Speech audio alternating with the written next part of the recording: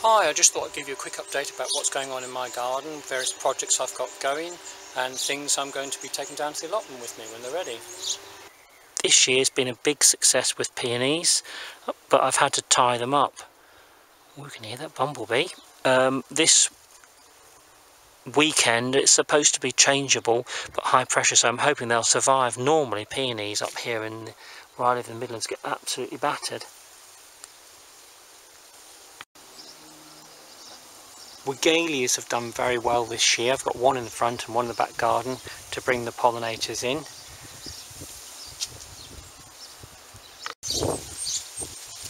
This plum tree has set more fruit on the ends of the branches. That's mostly because we have hungry wood pigeons here in the UK. They will pick off your fruit buds, but luckily if you get good fruit set, and I haven't used my paintbrush this year to cross-pollinate, you should be left with some fruit for yourself because the pigeons can't get to the very ends. My horseradish has really enjoyed having a huge massive pot all to itself, so this is its third year. It didn't work at the allotment, so I brought it home and I fed it a lot. I put a load of horse manure and compost in. I'm a great fan of alpine strawberries and I grew these from seed. Germination is erratic. I kept the seeds in the freezer over the winter and sowed these about 60 days ago. They've been very slow to germinate, but I've kept them indoors. I'm slowly trying to harden them off at the moment, just taking them out in the sunshine when frosts are gone in May time.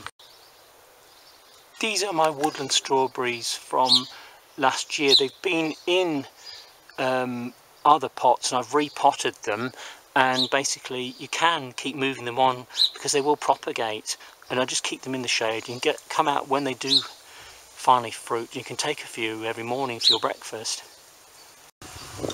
We had a big problem with a neighbour's cat that was attacking a lot of the wildlife in my garden, nestlings, wood pigeons. So I looked it up, and the simple solution is this plant called scaredy cat. Apparently they don't like the scent of it. It's kind of like your least favourite mint scent. £2 from my local garden centre. Well, if it works, I'll take cuttings and have it in pots around, because I like to keep my garden bird friendly and wildlife friendly. Hedgehogs, you know, birds, that sort of thing. This year I'm going to try tomatillos, and I'll try growing them in tubs at home. This one here is a purple tomatillo and grown from seed. And this one here is a green tomatillo. Not everyone likes the flavour of them. I mean, I may not like the flavour of them, I don't know. I'm going to try them. These are another erratically germinating plant, Cape gooseberry. Each one will need a tub on its own. Apparently they can be quite prolific croppers. Only 60% of people in the UK actually had success. That included them growing properly and tasting nice. So I don't know, I'll let you know how I get on with them. They're a bit delicate looking, but each one has to have its own tub and be fed and kept at home. Not full sun, they say. My parcel did survive the winter, so I've got about 6 little plants, and I've now put some seeds in around this with a bit of fresh compost. And for those of you who have problems with celery, I recommend this. And we have no problems in the UK with hazelnuts. There used to be lots of people who grew hazelnuts commercially in Kent. And this is the filbert, which is the beautiful deep red variety. And I also have Kentish cob. They cross-pollinate. Usually the squirrels help me along. I have loads in the garden.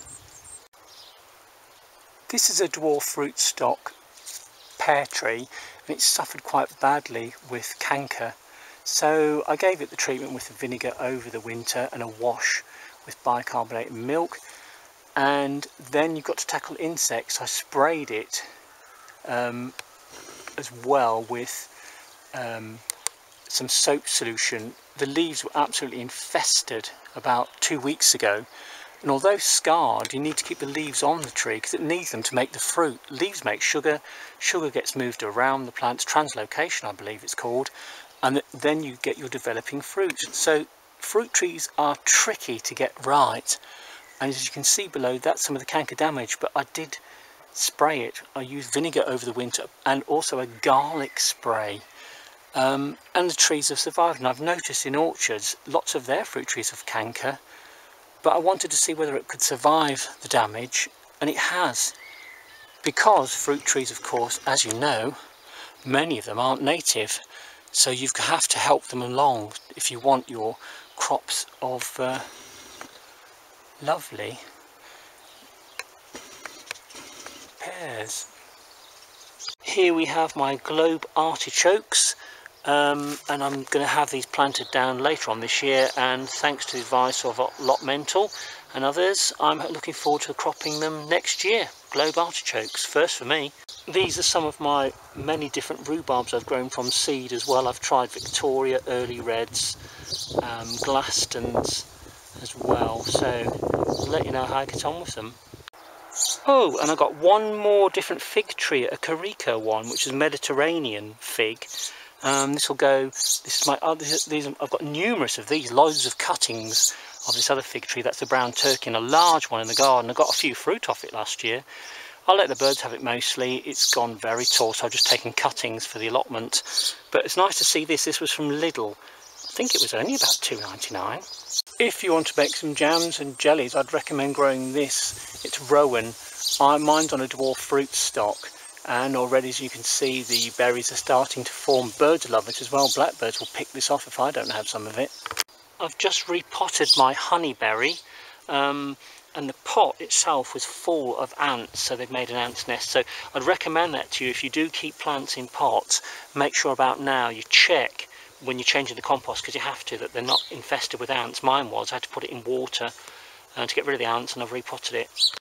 I kept some of the seeds from my Uchiki Kuris last year, and I should have enough to plant out the allotment. I'm just waiting till a little bit just to see how the weather stabilises, and I'm just hardening these off. As an early crop, I've grown some of these radishes, and they were from seed I collected from radishes from previous years, and they've come very well in this compost.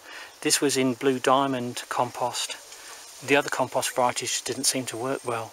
As you can see, my crab apples have set fruit. I have two varieties, a red and a yellow sentinel, and the birds love them in the winter time. You'll find blackbirds picking at them, and even wood pigeons. Just there you can see one of the last of my quince Sidonia flowers, and despite the infestation which I showed on my microscope, this is still setting fruit. I did spray it with soap flakes solution from Wilko, with a bit of milk and a bit of bicarb added. That apparently has a pH of about 11. They just don't like it, the insects. So even though the leaves are heavily damaged, they're still photosynthesizing, still alive. If I zoom out, you can see these are the quince leaves, even with the holes in them from the damage from the microscope pictures. You can see they're still alive. You just need to catch the insects quickly. And the canker was another problem that was sorted out over winter. A lot of liquid seaweed's gone to these fruit trees in my garden, and they've been the best ever without fertiliser. So beautiful, nice blue sky for a change. I bought a couple of these very long plant troughs at Lidl, Floribest brand, and basically they have a device which has, there it is there, it's a little pointer, as you can see inside this little gauge, and it fits into this clip, the bottom of this clip round here. I do believe it turns around and you clip it in. There's like you can hold it in with these clips. And at the bottom of it, you have a reservoir of water, and the soil level doesn't start till there. So basically, it's helping with irrigation if you want to keep something irrigated. And obviously, you can add your plant food, etc., your liquid plant food. So I've got two of them. I'll let you know how I get on with them. Finally, after must be about a year and a half, I've actually got some of these little carrots. I just went outside and I thought, well, if I don't lift them now, that's it, the pests will get them. Well, that's about it from me. I hope you've enjoyed the update and might have given you a few ideas. I enjoy watching your videos as well. Finally, if you're after a bargain, these pressure sprayer, £1 at Poundland. Brilliant, isn't it? Don't know how big it is, must be over a litre or something, but there you go. See you then, take care.